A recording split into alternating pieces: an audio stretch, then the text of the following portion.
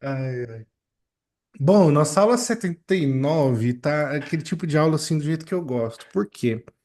É, é algo assim essencial, mas que a gente às vezes não para pensar. E é interessante essa história de parar para pensar, porque muito das nossas aulas aqui tem exatamente esse formato. Espera aí, o que que eu tenho pensado sobre isso? Inclusive, eu incentivo muito você que está assistindo a aula, ou você está anotando, ou você está pesquisando temas relacionados a essa aula, que assim, como que a gente vai solidificando os nossos conhecimentos a respeito de conceitos clínicos, a respeito de áreas da psicologia? E tem tido muito essa função aqui quando a gente lá na aula 78, por exemplo, falou sobre inteligência, quando lá na 77 a gente falou por que TCC, né? Entre as bases ali entre a neuropsicologia, a análise de comportamento e TCC e assim por diante. Mas seguinte, hoje eu queria falar sobre uma coisa que eu tenho visto muito, tenho estudado um pouco e tem me ajudado na prática clínica, que é o processo de tomada de decisão. Então, a aula hoje é sobre o processo de tomada de decisão. O que acontece no nosso cérebro no momento em que nós decidimos, por exemplo, estar aqui? Ou o que acontece no cérebro, como acontece dentro do cérebro do paciente, do nosso cliente, esse processo entre dele optar por continuar o tratamento, optar por não continuar, optar por tantas coisas na vida dele. Como se dá esse processo?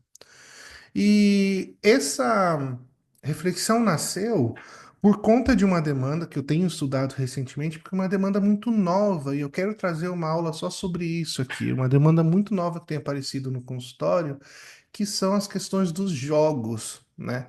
E basicamente as questões dos jogos digitais está muito relacionado ao controle de impulsos.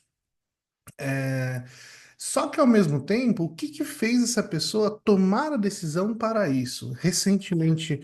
E assim, gente, quando a gente fala jogo, dá a impressão que a pessoa tá ali jogando 50 centavos, R$ 1, R$ 10. Eu conheci pessoas que perderam centenas de milhar de reais. Então, assim, às vezes eu tenho a impressão de que essa história, né, de jogos online, de bets, apostas e tudo mais, tá implodindo o nosso país. Assim, de verdade. Estou muito preocupado com isso.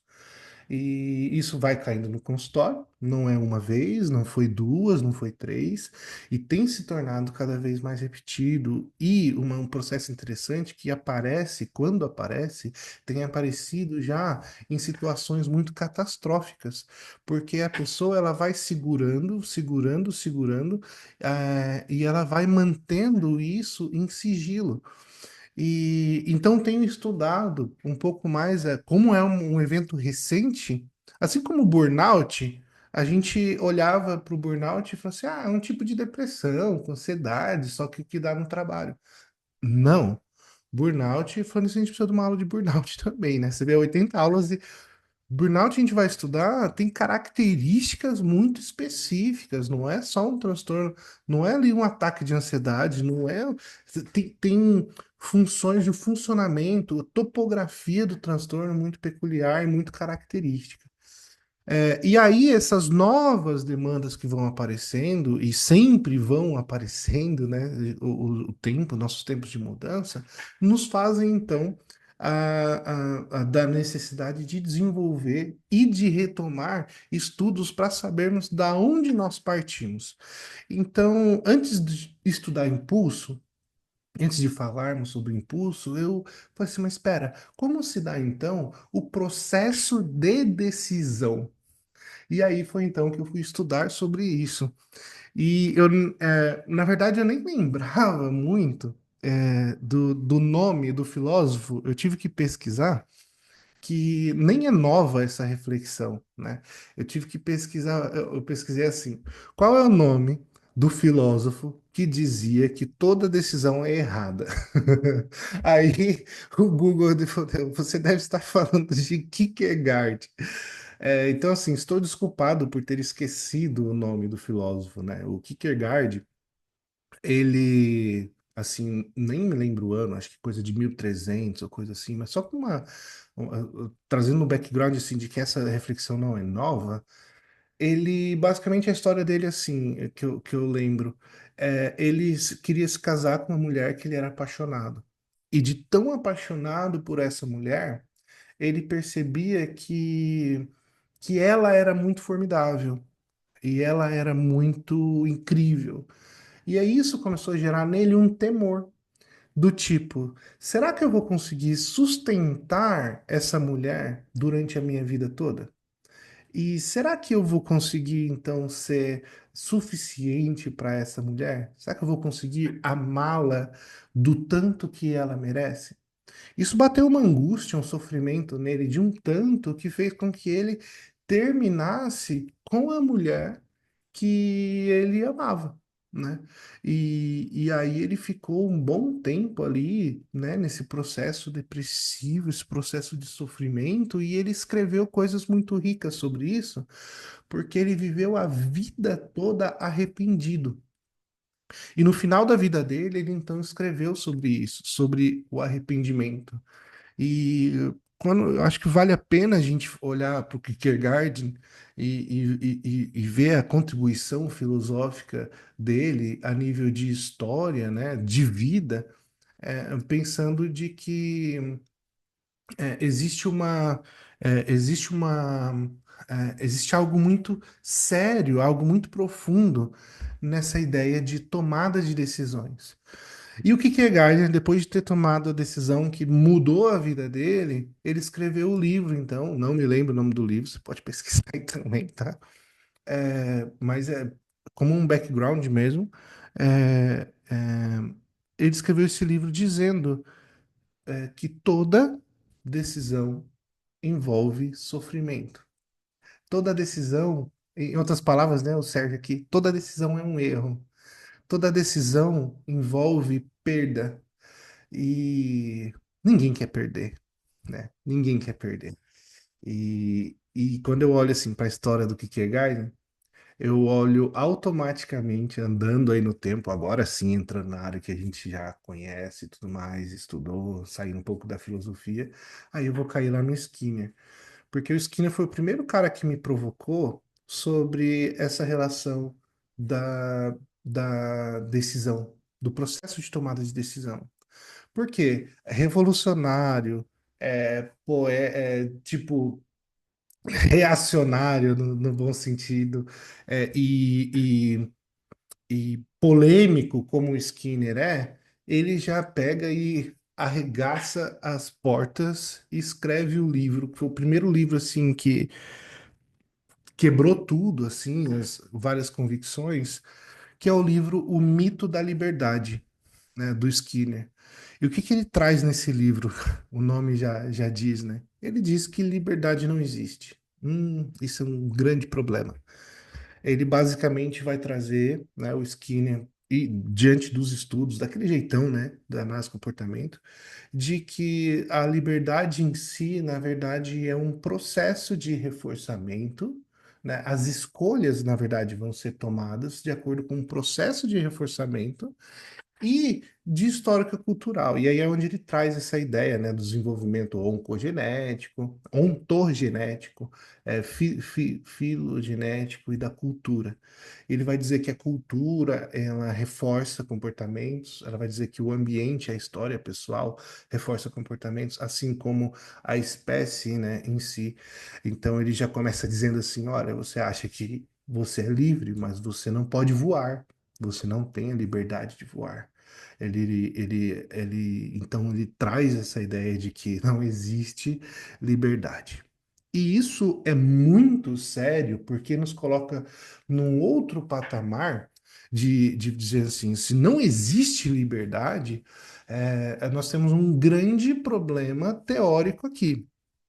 E a própria teologia, ela já também já debateu muito isso, né? Lá Santo Agostinho, nas Confissões, ele trazia, falando em teologia assim, enquanto ciência também, né? Ali da Idade Média, uma ciência mais histórica, mais antiga do que a nossa. né? A filosofia, a teologia. E era uma discussão muito antiga sobre a questão do livre-arbítrio. E a questão do livre-arbítrio, na teologia, não é nosso foco aqui, mas a questão do livre-arbítrio, ela desemboca, desemboca é ótimo, né? Eu gosto desse termo. Ela vai desenrolar na questão da predestinação, né? E assim, muitos são chamados, poucos são escolhidos, aqueles que Deus escolhe é porque Deus escolhe, ou muitos que dizem Senhor, Senhor, não entrarão no reino dos céus. É, mesmo então, mesmo se você quiser, de repente você não pode. Eu escolhi Deus ou Deus me escolheu. E aí tem toda uma reflexão lá na teologia bem profunda e que vai inclusive gerar cisões na igreja, né? O arminianismo e o calvinismo, né? Que seria ali os bastistas, os presbiterianos, já na igreja reformada. Tem concílio papal dentro da igreja católica falando sobre isso, etc. Fechando a ideia aqui, filosofia e teologia, falando de psicologia, o Skinner ele vem e bate e arregaça as portas nesse sentido, né? De que de fato não existe liberdade. E, e ele coloca, por exemplo, que alguns músculos da nossa língua, olha os exemplos, alguns músculos da nossa língua eles não vão ser desenvolvidos de acordo com aonde você nasce. Então, assim, o exemplo claro é o alemão, né? Algumas sílabas do alemão, alguns acentos do alemão, é impossível de nós latinos pronunciarmos, mesmo com muito treino. Algumas, sabe, tipo, no inglês a gente percebe muito que, né?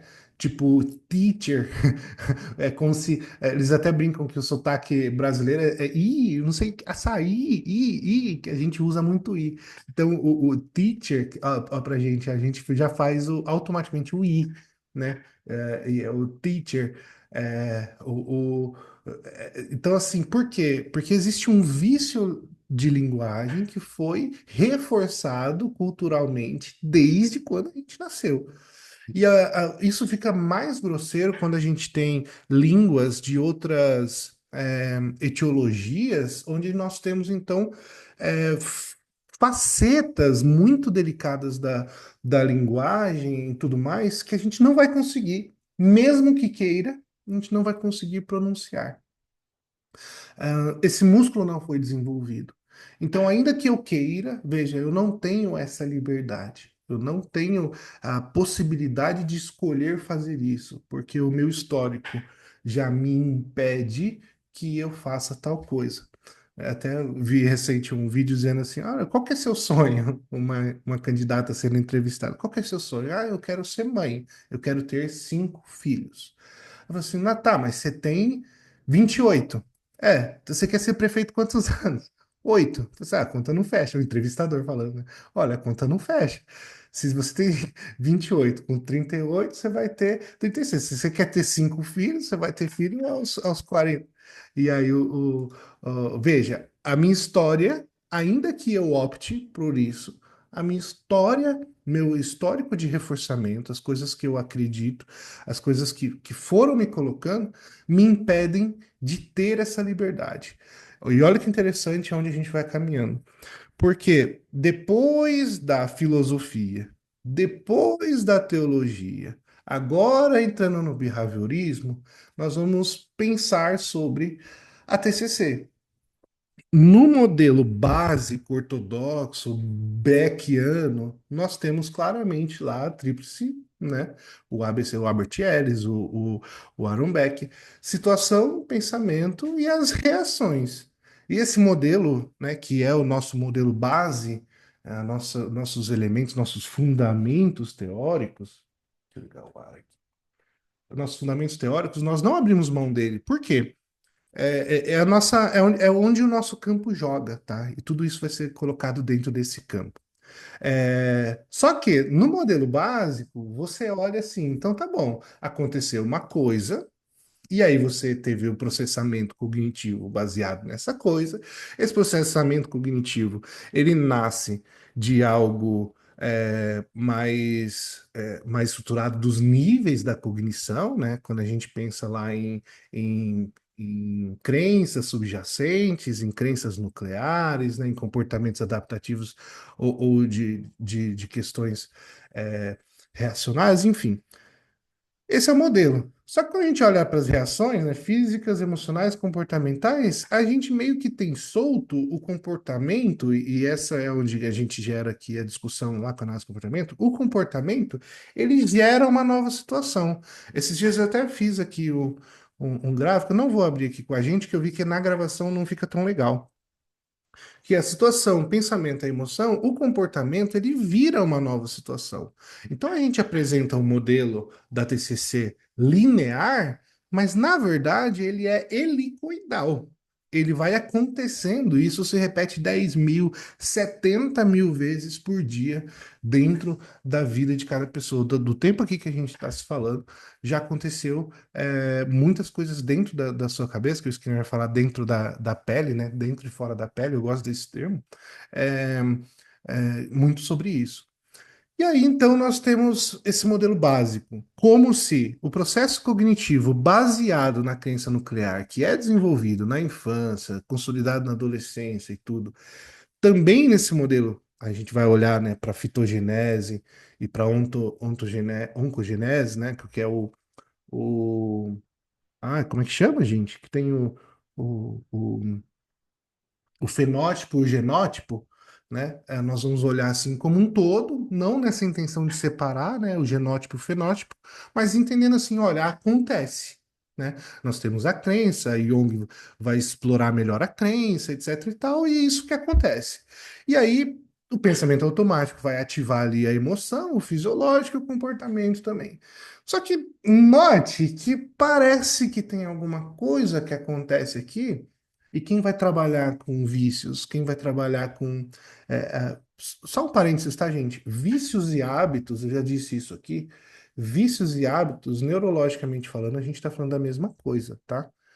A estrutura cerebral de vícios e hábitos é a mesma coisa. A gente só dá nome, um pejorativo e o outro mais neutro ou habitual, até mesmo legal, para a mesma estrutura, que é a ideia de criar uma habilidade de repetir aquele comportamento de maneira com que eu gaste menos energia, porque ele já faz parte do meu repertório basal naturalmente. Mas, enfim, quando eu olho para o modelo Beckiano, para o modelo nosso aqui da TCC, sem abrir mão dele, o comportamento em si, como reação, a gente percebe que existe uma peculiaridade nele. Quem vai trabalhar Quem vai trabalhar com controle de impulso, quem vai trabalhar com vícios, quem vai trabalhar com rotina, com produtividade, quem vai trabalhar com procrastinação, quem vai trabalhar com burnout. Uma grande área de transtornos que envolve uma mudança mais bruta comportamental vai perceber esse manejo na clínica, onde, em certa hora, o pensamento vai ocorrer, né? Ontem estava atendendo um caso de transtorno de ansiedade 2. E aí o questionamento, né, o pensamento, ele vem, né? Então eu tenho lá um leve sintoma, né, um leve coisa, e o processo cognitivo, ele aumenta, né, as reações a respeito daquilo. Então, assim, se eu sinto um leve coisa no braço, eu já imagino, poxa, será que é um câncer? Então, os pensamentos funcionais, eles aumentam, e aumentam a reação emocional, consequentemente, a reação fisiológica, né? E a reação comportamental. E a gente está trabalhando esse processo de psicoeducação, mas chegamos num ponto onde a ideia é falar sobre a diferença ali entre obedecer esse pensamento. Olha que interessante, né? Você olha, o pensamento vai vir, existe uma estrutura, existe uma circuitaria, existe um caminho que o seu cérebro faz automático. Então, senão a gente vai entrar aqui na terapia da tia, né? Eu até, às vezes eu brinco, tá? A terapia da tia, qual que é a terapia da tia? A terapia da tia é aquela assim, ô filho, não pensa assim, você não pode pensar assim, sabe? A terapia da tia. Existe um processo aqui que se a gente entrar falando, não, não vou ter esse pensamento, a gente vai entrar numa coisa irreal, né? Aquela história de não pense no elefante azul. Então, assim, o pensamento ele vai ocorrer. Mas e aí? nós precisamos obedecer esse pensamento? Então, para alguns, por exemplo, o Ranger, ele vai chamar isso de metacognição. O que é a metacognição? É o pensamento que eu tenho a respeito do pensamento. Gosto do termo, do conceito, totalmente aplicável à questão de metacognição. Mas coloca a ideia de metacognição aqui numa caixinha por enquanto, que eu só vou abrir um parênteses aqui e a gente já volta aqui, tá bom? Porque não tem como a gente negar, e a TCC nos dá esse embasamento, essa segurança, sobre as questões das bases cientificamente comprovadas, né? Não tem se falado do movimento da psicologia baseada em evidências, vem também muito disso. Por isso a TCC era muito adaptada e surfa também nessa onda, ou vice-versa, essa onda surfa no TCC, não sei o que que é antes, o primeiro, maior, menor, não sei, mas assim. A gente tem muitos achados neuropsicológicos que podem amparar a nossa ação dentro desse contexto de tomada de decisão. E por que que isso é importante? Quando a gente entende melhor esse processo de tomada de decisão, dentro tanto do modelo cognitivo, quanto das bases neuropsicológicas, quanto das bases filosóficas, até teológicas, que a gente deu uma salpicada aqui, isso vai então nos ambientando e nos munindo de ferramentas de como agir ali na hora, junto com o paciente. Qual o referencial, qual o modelo professoral, qual é a forma com que eu vou trazer. E basicamente a neuropsicologia ela vem e vai trazer assim basicamente quatro coisas, né? A primeira é o papel do córtex pré-frontal no processo de tomar de decisão. O que que é a ideia do papel do córtex pré-frontal? O nosso cérebro, a gente sabe, ele envelhece ou amadurece, né, de trás para frente, do occipital pro frontal. Então, as estruturas aqui do occipital, que são responsáveis aqui por visão, essas já são muito rapidamente. O pré-frontal ele vai terminar ali de ser mais desenvolvido aí com 20 e poucos, entende? E o pré-frontal ele vai ser muito responsável, então, pelo planejamento, organização, ou seja, tomar de decisão, pela inibição dos impulsos, ou seja, tomada de decisão. Então, assim, quando a gente tem uma tendência de agir de forma impulsiva, o córtex pré-frontal ele vai ajudar a regular esse comportamento, né? Levando um pouco mais à racionalidade. Então, se você der um adolescente de 18 anos para dirigir, né, o mais rápido que ele puder e colocar as pessoas assistindo, ele vai ter um comportamento. Se você colocar uma pessoa de 35 para dirigir e botar as pessoas assistindo, ele vai ter um comportamento. Você tira as pessoas assistindo, vai ser outro comportamento nas duas. Por quê? Porque esse processo de tomar decisão ainda é muito fruto no jovem, também é muito fruto do meio. Entende onde a gente está chegando? E aí, o papel do córtex pré-frontal e o amadurecimento, a maturidade, a maturação do processo do córtex pré-frontal vai ser fundamental nesse sentido. Aí a gente já entra, e nem quero muito entrar nisso, nas próprias condições neuropsicológicas ou neurodivergentes de transtornos que estão relacionados, né, intimamente relacionados ao desenvolvimento ou ao funcionamento pré-frontal. Exemplo, TDAH, autismo, etc. Então, assim, o processo de tomada de decisão, ele vai depender muito da maturação do pré-frontal.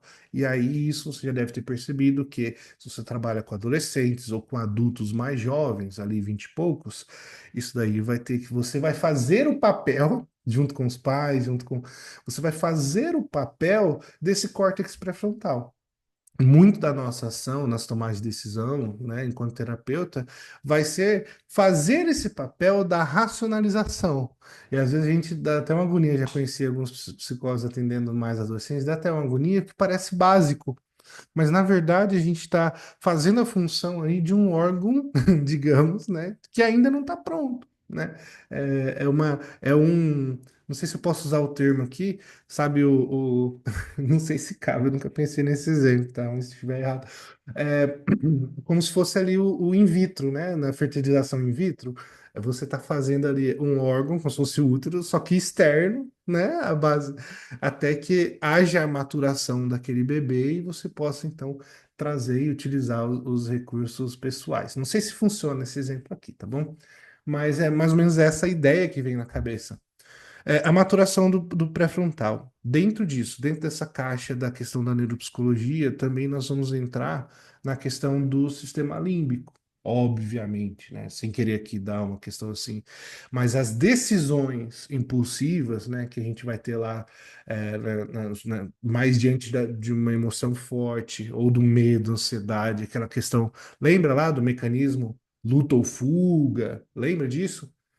Então, muitas vezes o sistema límbico ele vai ativar, né, ligação direta ali aquela tomada de decisão, até mesmo pelo processo de memória emocional, né, a amígdala lá no meio do cérebro que vai liberar ali, ele é como se a amígdala armazenasse algumas memórias emocionais que nós temos assim, por exemplo, diante de um luto, diante de uma perda, nós tendemos a repetir comportamentos de segurança, geralmente ligados à infância, por exemplo. E aí essas memórias emocionais, elas vão afetar intimamente como é que a gente vai reagir a essas ações no futuro. Então, veja, quando a gente está falando do processo de tomada de decisão, lá no fundo tem muita coisa para a gente pensar sobre isso. Não é somente assim, quando a gente olha, a gente corre o risco de colocar dentro de algum modelo, e fala, então você vai fazer assim. Existem muitas outros fatores envolvidos, e um que eu gosto muito, né? Eu acho que eu tô quase não sei o que eu faço, mas assim, vocês têm ouvido muito de mim sobre o Daniel Kahneman, o Rápido e Devagar, sabe? Que tem até aquele livrinho. Os estudos dele, gente, são muitas. Ele morreu recentemente e eu fiquei sabendo mais da obra dele. Sabia do Rápido e Devagar, mas eu não conhecia assim a intensidade da contribuição dele, até de ganhar Nobel, né? Mas assim, o Daniel Kahneman lá no Rápido e Devagar ele vai trazer esse processo. E aí ele me faz questionar se o ser humano é de fato, né, um ser racional. Putz, aí a gente pega. Por quê? A gente acredita desde o começo, lá na aula da segunda série, que nós somos seres racionais. Que nós tomamos, né? Porque, mas assim, se nós somos tão racionais assim, não seria tão mais fácil, tipo, a hora que eu colocava assim, não fume esse cigarro, senão você vai morrer. Racionalmente, está explicado, né? Olha, não coma açúcar, senão você vai engordar e você vai morrer. Né? Então seria muito mais fácil se tudo fosse racional, assim como o Skinner propõe lá. O final da reflexão do Skinner é justamente essa, que ele pega e fala assim: se nós olharmos pela perspectiva, a repercussão de entendermos que nós não temos essas escolhas e que isso é fruto de um histórico de reforçamento, nós criaríamos uma sociedade onde intencionalmente os comportamentos produtivos e funcionais fossem reforçados. E aí ele escreve aquele livro louco, né? Louco assim, utópico, né? No sentido bacana da coisa, que é o Raven 2. Né? Que é onde ele imagina um romance, né? Para quem acha que o Skinner é frio, ele também escreveu romance. Ele escreve, então, ele cria um livro que é como seria então uma sociedade pautada no reforçamento intencional, né, no desenvolvimento e também numa palavra que é muito criticada hoje, mas que nem tinha todo esse, não carregava toda esse ranço que é a meritocracia, que nada mais é do que eu reforçar comportamentos que eu acredito ser funcionais para a sobrevivência minha e da espécie, né? Ou, por exemplo, a meritocracia é muito usada em organização.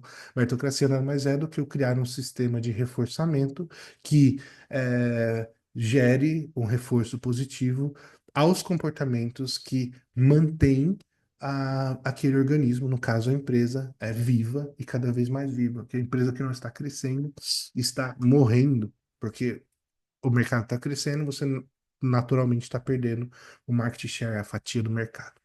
Certo? E aí a gente vai chegar então, Sérgio. Então, como é que tá? Tem também, gente, esse processo de tomar de decisão, basicamente, como eu enxergo ele hoje. Depois de tanto olhar isso e dessas reflexões novas que eu estou compartilhando com vocês, eu entendo ele como multifatorial. Porque nós temos, por isso que eu falei quatro coisas. Nós temos o histórico, né? O que que é o histórico? Nós temos o circuito de recompensa. É, historicamente, eu sei o que eu tenho essa busca por recompensa. Por quê? Aquela pessoa que eu conheci que recebeu aquela dose de dopamina e de satisfação. Imagina você, e nunca vai acontecer comigo, de eu abrir o computador e explodir assim 40 mil reais, né? Olha, eu vou lá, eu saco, eu compro um iPhone para minha esposa, eu compro, eu quito meu carro, eu adianto e tal, eu vou lá e ganho 40 mil reais.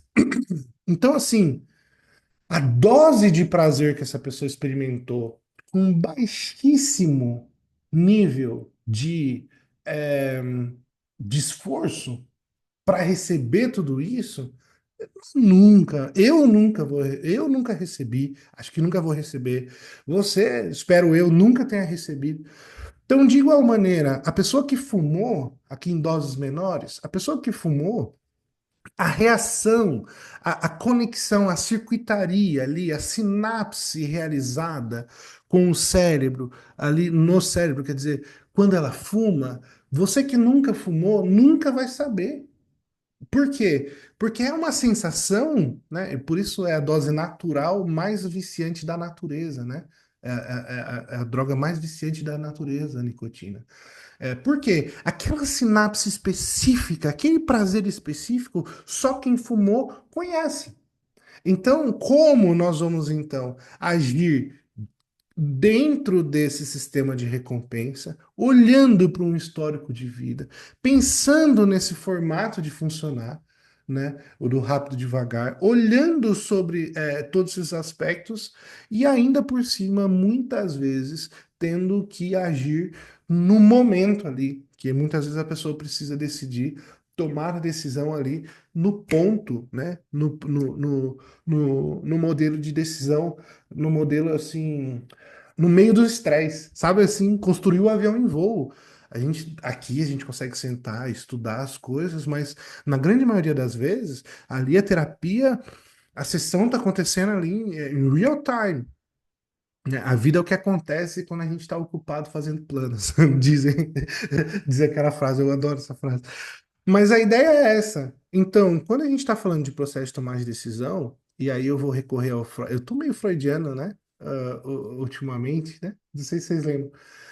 Mas tem uma frase do Freud que tem uma coisa meio parecida, que é assim, tá, gente, se alguém que veio da psicanálise quiser citar certinho ou pesquisar, mas é assim, o indivíduo só vai mudar quando a dor da mudança for menor do que a dor de continuar assim.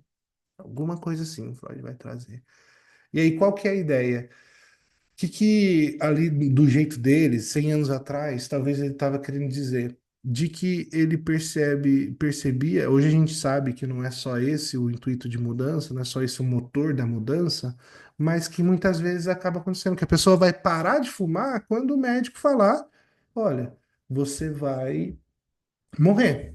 De fato, não tem mais, game over para você. Ou assim, o caso do jogo lá, a esposa fala assim: não, se você vai fazer isso, eu não vou continuar casado com você. Acabou aqui o nosso relacionamento, eu tô indo embora agora com a nossa filha. Então, assim, eu tenho uma discrepância dentre aquele prazer que eu recebo de emitir esse comportamento e as consequências contrárias disso. Isso vai interferir no meu processo de decisão. Só que não só. Então, nós temos o circuito de recompensas, nós temos o histórico, se eu habitualmente ou eu tenho um vício de fazer aquilo, isso também vai intervir. Então, eu tenho o circuito de recompensas e eu tenho o ambiente, que a gente ainda não falou sobre isso. Se eu estou propício naquele ambiente, veja, eu estou querendo parar de fumar, mas o meu marido fuma e fuma dentro de casa, vai ser um pouco mais difícil. Então, lá no consultório, que é para isso que a gente está fazendo aqui, para isso que a gente fez todo esse caminho, como é que a gente vai mudar? Como é que a gente vai atuar no processo de decisão de um cliente, paciente, e ainda assim respeitar a autonomia dele? Em outras palavras, eu estou vendo. Por que que eu deixei a faculdade, né? Por que que eu não dou mais aula na graduação? Porque eu percebia que a maior parte do tempo eu estava tentando convencer a pessoa de que aquilo que eu estou ensinando para ela era melhor para ela, não para mim. E, então, assim, como que nós, é, ainda mantendo o respeito à livre escolha, né? A pessoa ter o direito de decidir sobre ela, que é aquilo que a gente até então acredita, e ao mesmo tempo eu crio um ambiente repleto de contingências que facilite esse processo. Acho que essa aula é um complemento da questão da entrevista motivacional, que é um cursinho que a gente tem aqui de 2 aulas, né? Que eu acho que vale a pena dar uma olhada, né? Tá na segunda temporada lá do grupo de estudo. Mas, basicamente, nós vamos trazer para o cliente, para o paciente, esse processo de tomada de decisão. Quando nós olhamos para o processo ambiental, né? Quanto que o ambiente está me ajudando, me impedindo ou facilitando para essa tomada de decisão. Quando eu olho para o processo histórico, né, aí a gente vai entrar no circuito de recompensa, a gente vai entrar na memória emocional, quando a gente vai olhar para todo esse histórico, né, a gente vai ter então um segundo ponto. E aí, eu deixei para o final, propositalmente, e aí por isso estou falando da entrevista motivacional, onde a gente entra então na motivação para a mudança. E aí a gente vai pular até, a gente vai caminhar até para momentos muito iniciais da terapia, onde, lembra das características da TCC? Que a TCC, gente, não funciona se não é focal, tá? Eu também passo por isso. Às vezes o cliente cada hora vem com uma demanda, mas é um ponto, é um calcanhar de Aquiles da TCC. Vim aqui para contar a semana e tal, se não tem um foco específico, né? Eu tenho cliente assim, tá? Acontece comigo. Mas é uma demanda que nós vamos então ir lá no focal. Então a motivação para a mudança, ela vai estar relacionada então nesse equilíbrio de analisar então as vantagens, as desvantagens para a mudança, avaliar de que existe esse comportamento de segurança, existe essa tendência natural do meu cérebro de repetir o mesmo comportamento, existe essa tendência ambiental, essa facilidade de eu emitir esse comportamento no ambiente que eu estou inserido. E aí, quando a gente vai trazendo todas essas variáveis, e aí acho que vale a pena, de repente, até desenhar, a gente começa então a desconectar, né? Olha, é isso que você quer? E a gente então vai intencionalmente desconectando, manejando contingências, manejando os pensamentos que eu tenho. E aí a gente pega aquela caixinha que eu deixei aqui de volta. De volta aqui na TCC. Lembra a caixinha que eu pedi para deixar aqui? Assim, dentro da TCC, a gente vai cair então, olha, eu tive esse pensamento automático, né? Eu vou olhar a distorção desse pensamento, eu vou olhar a raiz desse pensamento que está na crença, eu vou olhar para esse processo e vou então sugerir uma modificação de pensamento. Então, o porquê, qual é a função desse comportamento? Então, eu vou mudar para quê? E aí, então, nós vamos trabalhar com as vantagens e as desvantagens de mudar. Quais as vantagens de você alcançar essa meta? Quais as vantagens de você mudar essa forma? Quais são as desvantagens? Eu começo a trabalhar com uma forma mais consciente. Em último ponto, eu começo assim, a olhar a TCC nesse processo de tomar de decisão. Em último ponto, eu coloco. e trazamos então de que isso é fluido, tá? É do nosso, né? Nós somos seres fluidos. Hoje eu quero uma coisa, amanhã talvez eu queira outra. E está tudo bem na grande maioria das vezes, desde que eu tenha consciência dos prós e dos contras, das vantagens e desvantagens, né? E aqui eu estou fazendo um recorte específico no transtorno de ansiedade e doença, que a gente tende a observar o reaparecimento dos sintomas, ou dos comportamentos de segurança, no TDAH, a dispersão, a complicação da rotina, ou na depressão, a dificuldade, os sintomas em geral, né? A gente tende a entender como recaída, tá? E muitas vezes o que a gente chama de recaída, tá aí, por exemplo, um problemaço do transtorno bipolar, que demora tanto tempo para ser diagnosticado, por isso, que às vezes a gente acha que tem uma depressão, essa da repressão tem remissão e depois não, remissão e depois não. Aí no longo do tempo a gente vê que na verdade era uma questão bipolar. Mas aí eu olho para essa recaída e eu paro de chamar de recaída. Eu começo a entender de que existem processos no meu tomar de decisão, existem momentos onde eu vou retroceder, momentos onde eu vou avançar, mas que não necessariamente se trata de uma melhora ou piora, mas de algo esperado dentro do próprio transtorno. Quando eu digo topografia do transtorno, é exatamente isso, né? Não dá para esperar que no outro dia, e a verdade é de assustar, que no outro dia a pessoa, então, ela traga Eu vou toda ter que essa interromper, mudança que eu vou. e assim por diante. Então é excelente, gente, pensar primeiro. Assim que começou a aparecer, eu tô assim, meu, como que a pessoa escolhe, né? Por que que a pessoa escolhe, ou a pessoa escolheu, e aí, agora que aproveitar os guerreiros que ficaram até o final, tem algumas, nós estamos agora com umas mudanças de lei sobre a questão das apostas.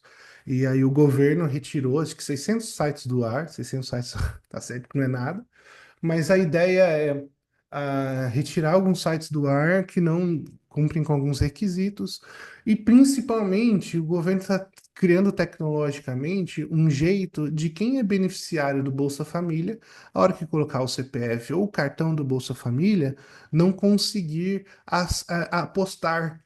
Então, olha só, mas o governo ele está criando uma estrutura super difícil, cara, custosa, para lá no fundo trabalhar o processo, né, tirar o processo de decisão de uma pessoa.